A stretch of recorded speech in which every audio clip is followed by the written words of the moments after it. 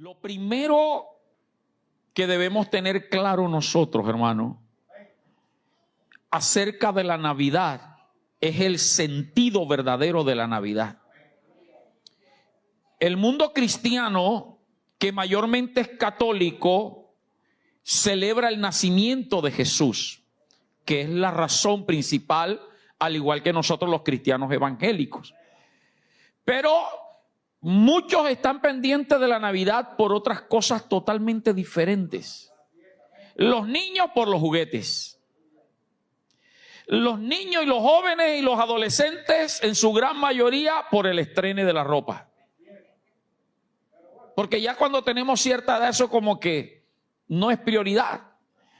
Pero más tristeza da que algunos cogen este día para embriagarse. La Navidad para ellos es sinónimo de parranda, de fiesta, de tomar, de trago, de amanecer. Nada que ver con el real sentido de la Navidad. Pero tú y yo hemos entendido. Y por eso hicimos el sacrificio de estar acá para alabarlo y adorarlo como lo hemos hecho. Amén. Alaba a Dios. Y hoy quiero transmitirte un poco más de conocimiento acerca del por qué y para qué nació Cristo. Para que cada año la Navidad tenga un mayor sentido espiritual para tu vida.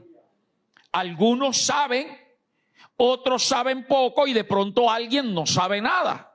Pero yo sé que a todos Dios nos va a hablar en esta noche. Y lo primero que debemos tener claro, amada iglesia, es sobre la preexistencia de Cristo.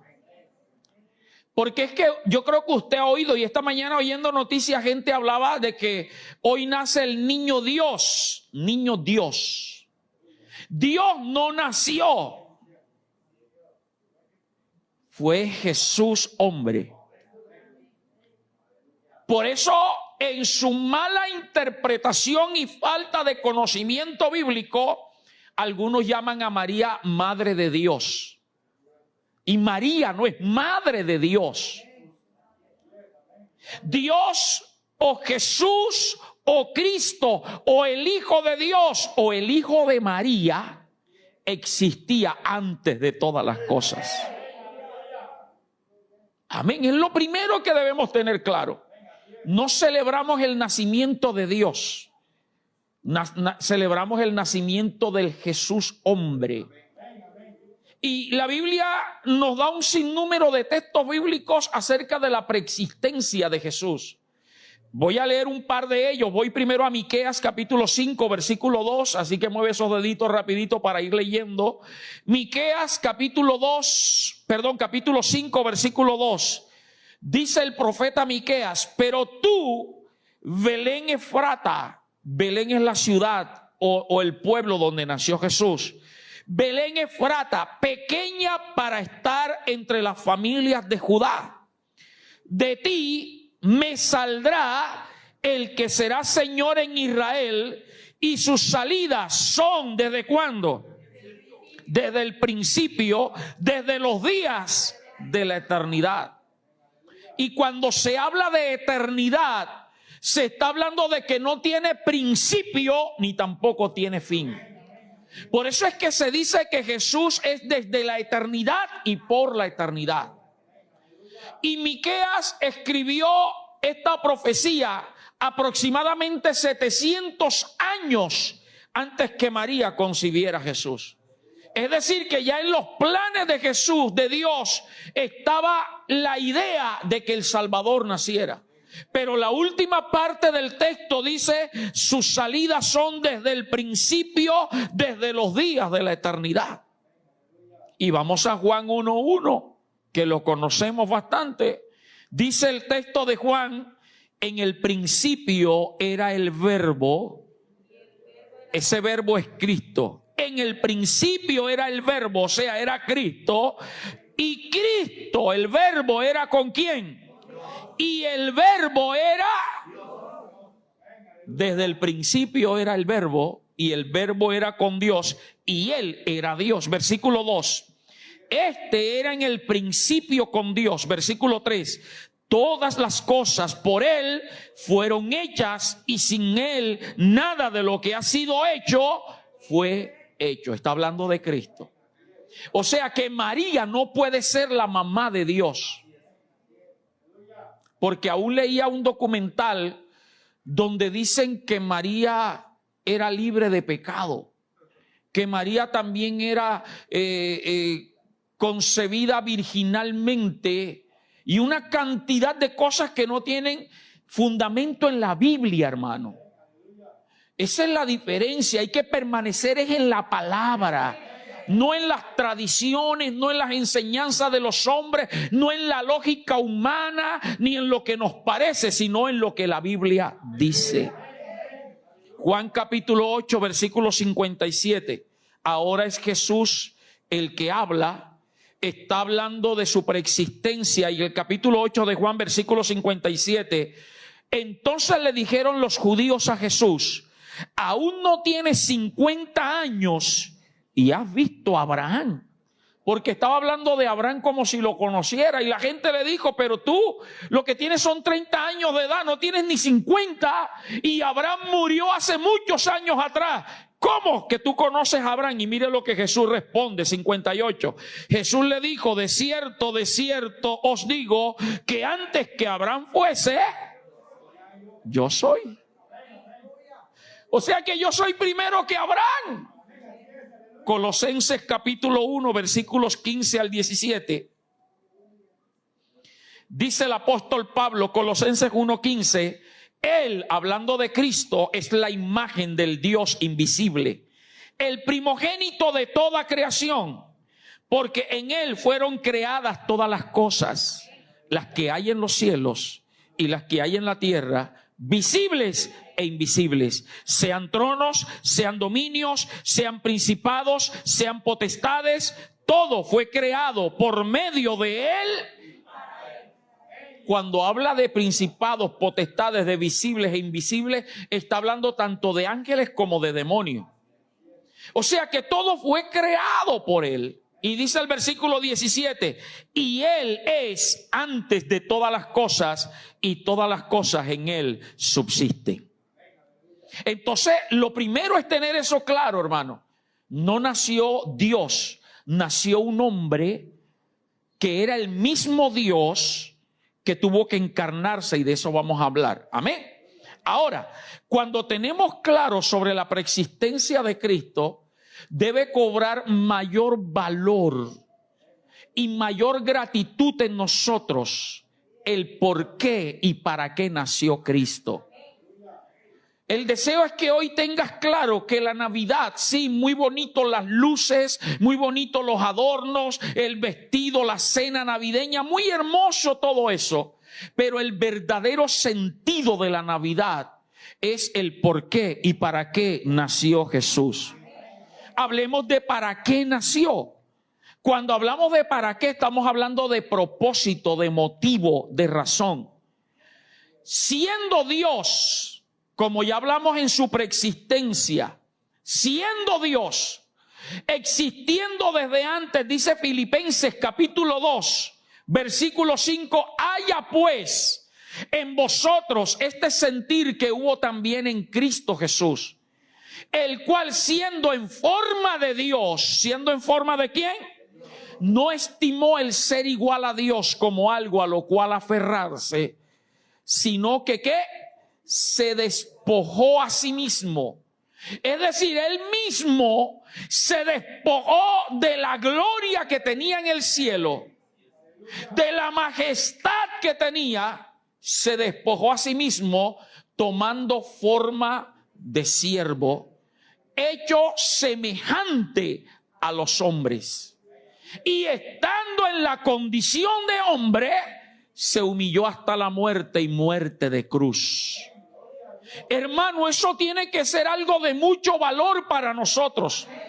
Cuando tú tienes esto claro, no solamente es la Navidad, sino los 365 días del año, tú tienes claro que el Dios eterno fue el que nació para darnos salvación. Entonces Él nació para morir. Y para que por medio de su muerte, su sacrificio, tú y yo fuéramos salvos de la condenación. ¡Wow! Esto demuestra cuán grande amor nos tiene Dios. Romanos capítulo 5, versículo 8, dice: mas Dios muestra su amor para con nosotros, en que siendo aún pecadores, Cristo murió por nosotros. Dígame usted si eso no es amor. Hay gente que todavía el diablo los tiene engañados, que nadie los ama. A mí nadie me quiere, a mí nadie me ama.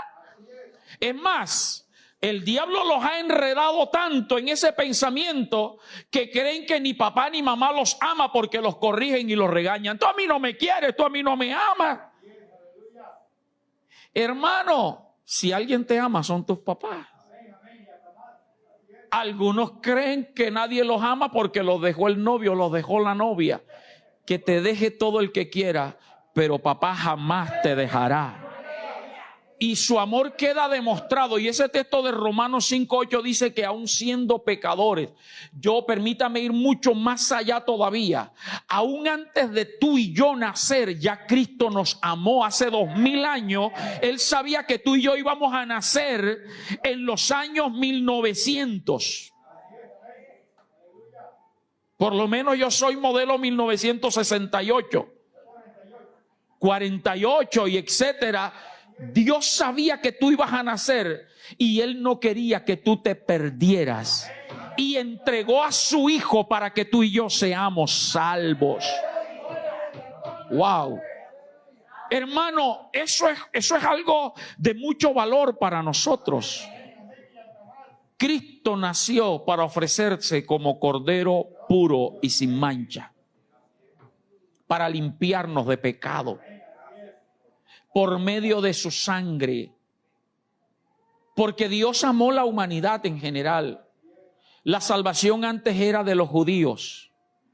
Y la única manera de obtener perdón de pecados era a través del derramamiento de sangre de un cordero puro y sin defecto.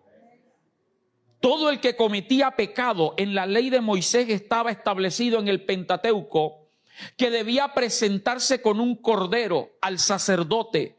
El sacerdote agarraba el animal, el cordero, le cortaba el cuello, sacaba toda la sangre y luego partían el animal y lo ofrecían en el altar del holocausto.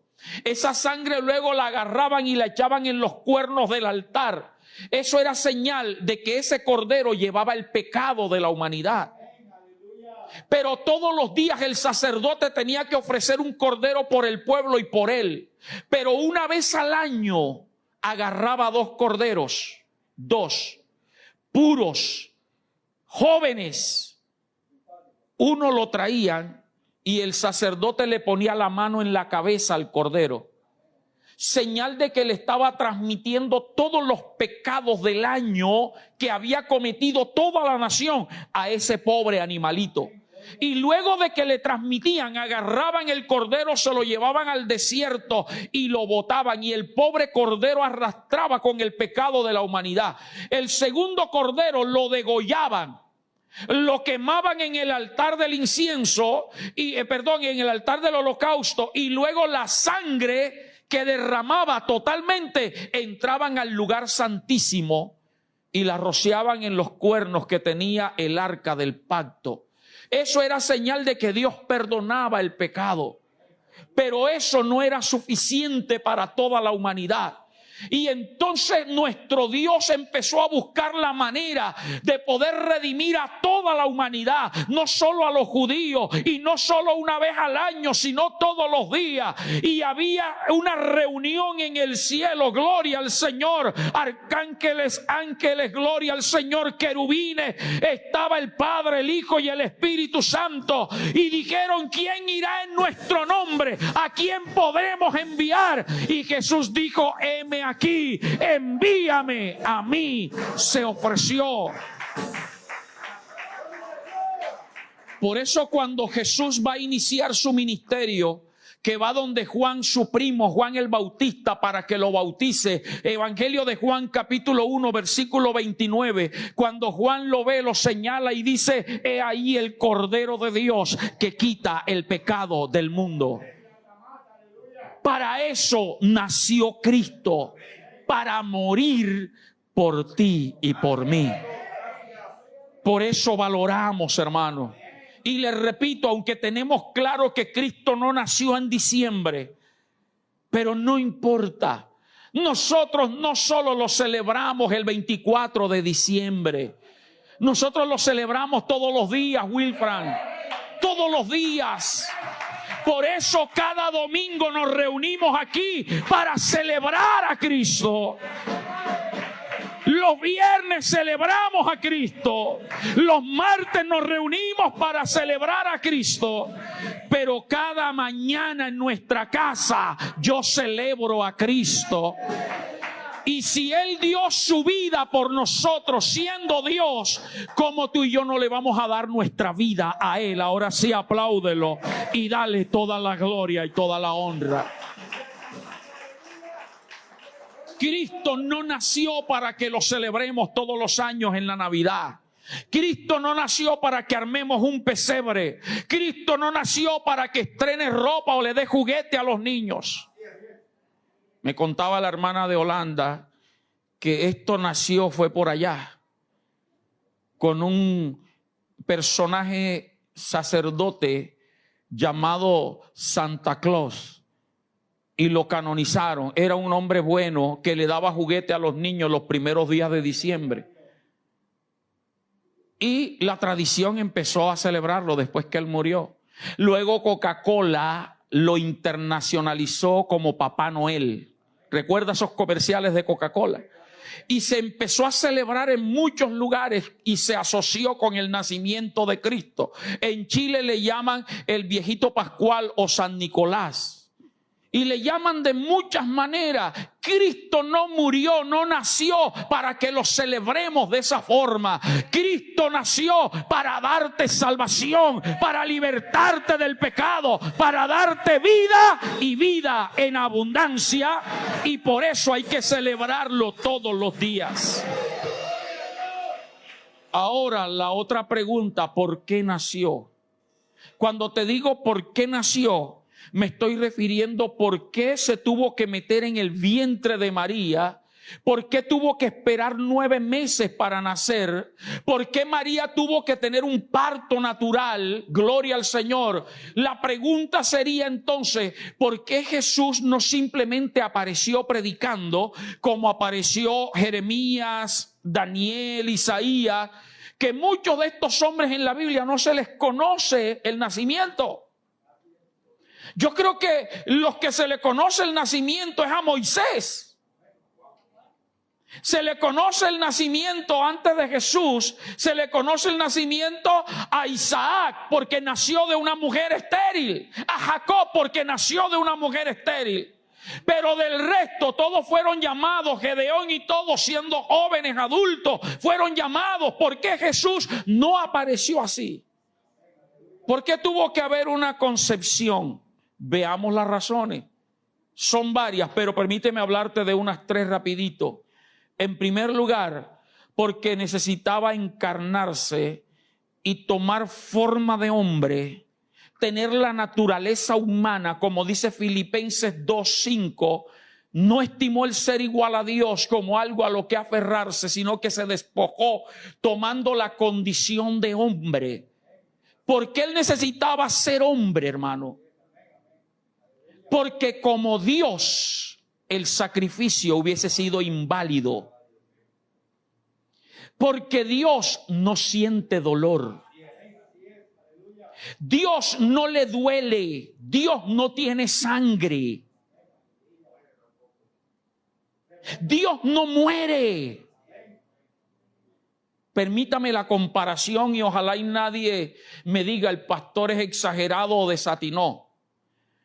Pero es como si hubiesen crucificado este libro, Biblia. No sirve de nada. Pero cuando tú y yo, Adela, nos cortamos o nos golpeamos, sentimos el dolor. Cristo necesitaba sentir dolor y la única forma era tomar la forma corporal, física, tener huesos, tener tendones, tener músculo, tener venas por donde circulara la sangre que iba a derramar, que Él sintiera para que el sacrificio fuese válido. Por eso la palabra de Dios dice que la noche antes de ser arrestado para ser crucificado, Él oraba y decía: Padre, si es posible, pasa de mí esta copa sin que yo la beba.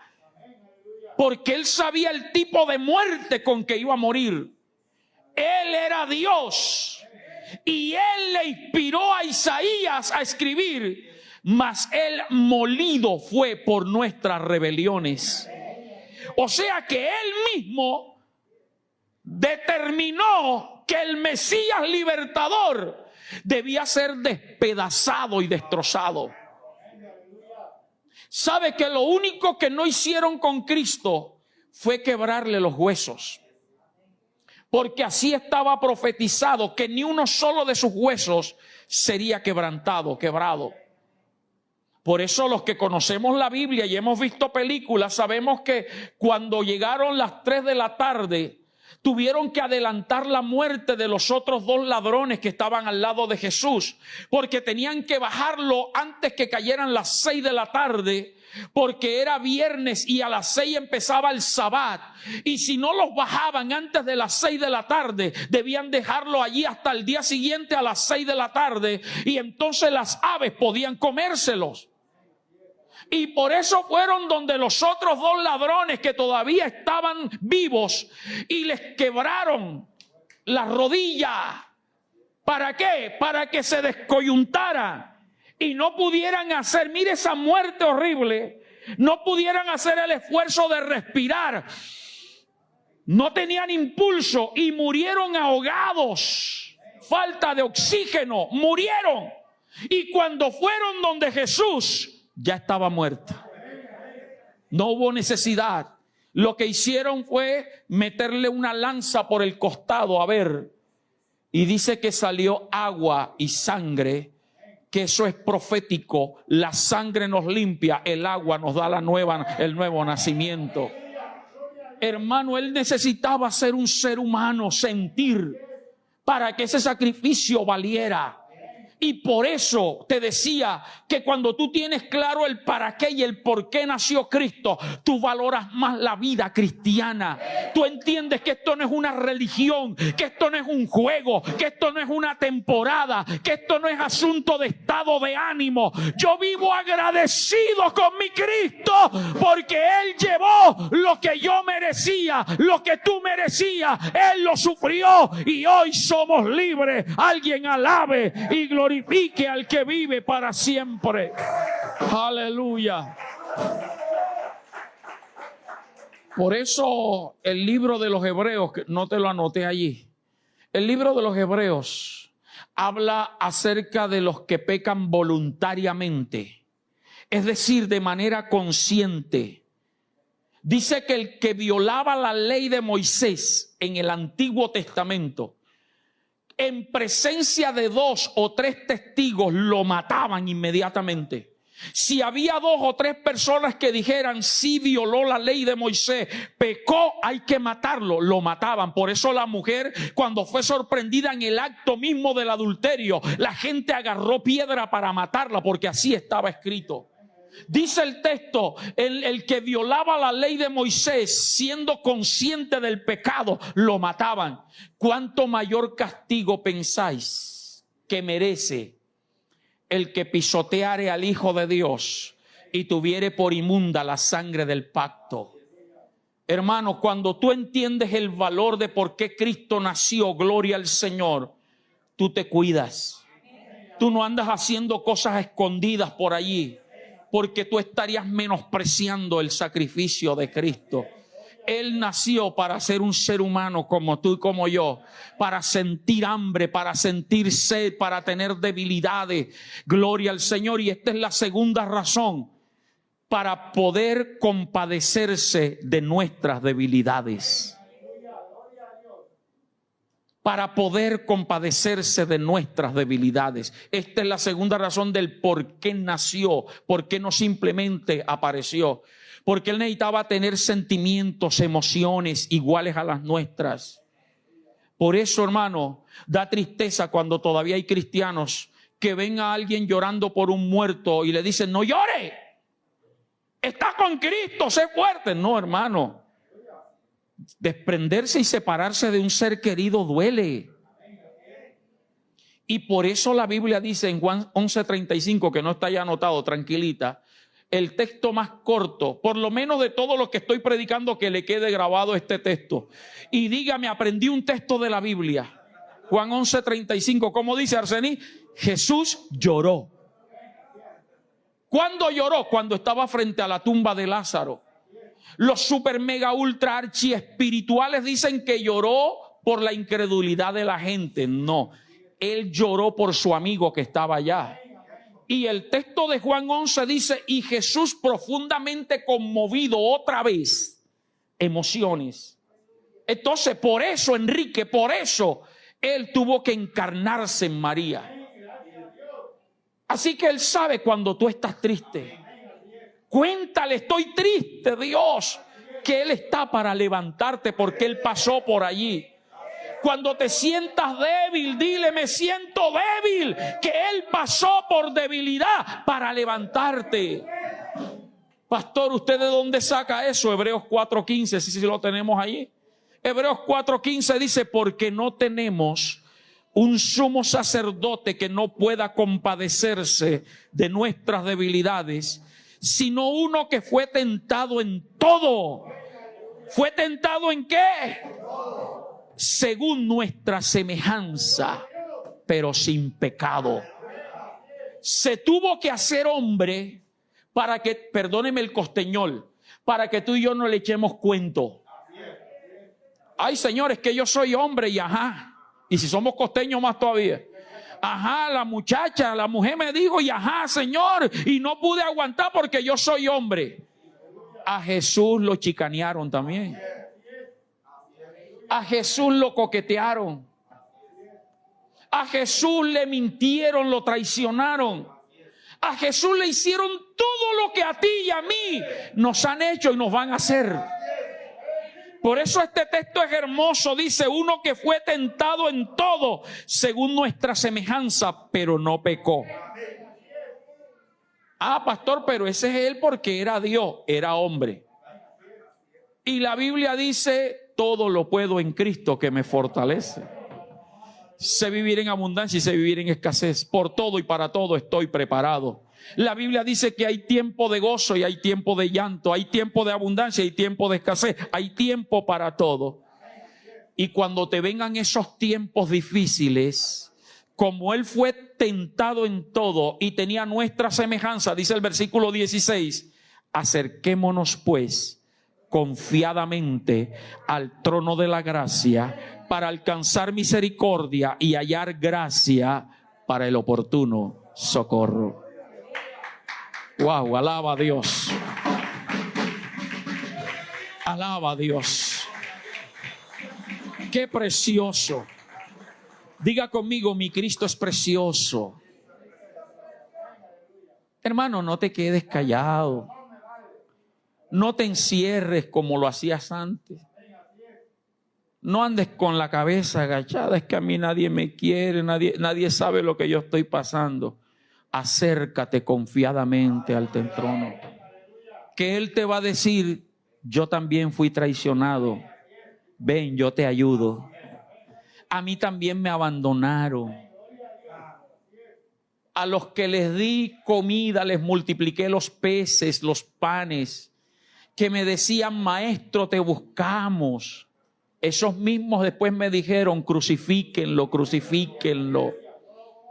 Mis 9 mejores hombres me abandonaron.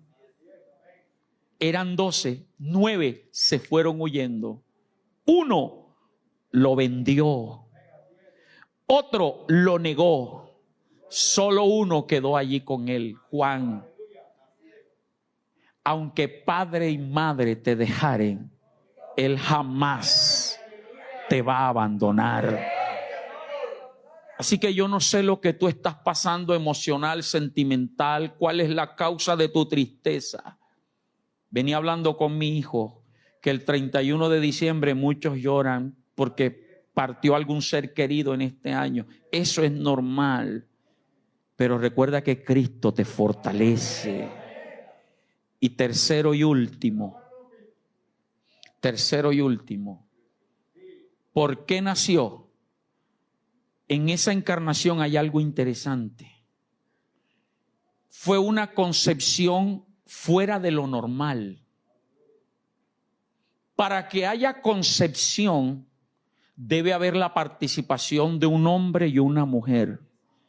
Sea por unión sexual o sea por, ¿cómo le llaman las que? Inseminación artificial. Se necesita de un óvulo y de un espermatozoide. De lo contrario no funciona. Por eso Dios es tan perfecto, creó varón y hembra. Creó Adán y Eva. No Adán y Adana. No Eva y Evo. Adán y Eva. Dos hombres, déjelos solos en una isla. A los 20, 30 años, 40 ya están muertos. Deje dos mujeres solas en una isla y ya se mueren y no hay nada. Pero deje un hombre y una mujer y vaya un par de años después y va a encontrar una chorrera de pelado ahí. Dios es perfecto. Pero esta concepción fue extraordinaria. Porque primeramente no hubo participación de hombre, José. No hubo espermatozoide. Pero ¿sabe qué es lo más extraordinario? Que tampoco hubo óvulo para fecundar. No crea que el Espíritu Santo fue y estuvo con María y le fecundó. No. Lucas 1:30. Lucas 1:30. Te estoy narrando todo esto para luego llevarte al por qué. En tercer lugar, nació Jesús. ¿Por qué se encarnó? Lucas 1:30. Entonces el ángel le dijo a María, no temas, porque has hallado ¿qué cosa? Gracia delante de Dios. Y ahora concebirás en tu vientre. ¿Dónde va a concebir? Directo. No es que el óvulo tenía que desprenderse, no esperaría la ovulación de María, directo en el vientre. Y darás a luz un hijo y llamarás su nombre Jesús. Permítame salto al 34. Entonces María dijo al ángel, ¿cómo será esto? Pues no conozco varón. 35. Respondiendo el ángel le dijo, el Espíritu Santo vendrá sobre ti y el poder del Altísimo te cubrirá, por lo cual también el santo ser que nacerá será llamado Hijo de Dios. Hasta ahí. No se ponga a inventar cómo sería. Lo que llama la atención es que fue puesto en el vientre. Fue puesto. ¿De qué forma? Eso se lo preguntamos a Dios cuando estemos con Él allá. Pero ahí no hubo espermatozoide, ahí no hubo óvulo. ¿Sabe por qué? Porque los padres son los que transmiten la sangre al bebé. Dicen algunos médicos, o en su gran mayoría, que es el varón el que transmite el grupo sanguíneo al niño. Otros dicen que ambos. Bueno, yo no soy científico, no soy médico. Yo digo, los padres transmiten el grupo, sea hombre o la mujer, transmiten el grupo sanguíneo. ¿Qué pasa? La sangre, dice la Biblia, es la vida del ser humano. Y en la sangre podemos entender desde el punto de vista espiritual que viene la transmisión de la genética de generaciones pasadas.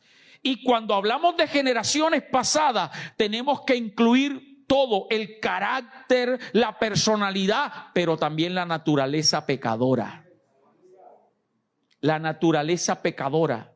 Es decir, que si José y María hubiesen incidido con su óvulo o con su espermatozoide, la concepción de Cristo, alguno de los dos transmitía su sangre.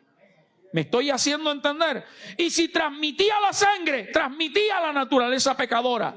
Por lo tanto, si se transmite la naturaleza pecadora, esa sangre derramada hubiese sido en vano. Pero la sangre de Cristo es pura. Y por eso la palabra de Dios dice: la sangre de Jesucristo, su Hijo, nos limpia de todo pecado. Y ahorita les narraba que cogían el cordero y lo degollaban y le sacaban hasta la última gota de sangre.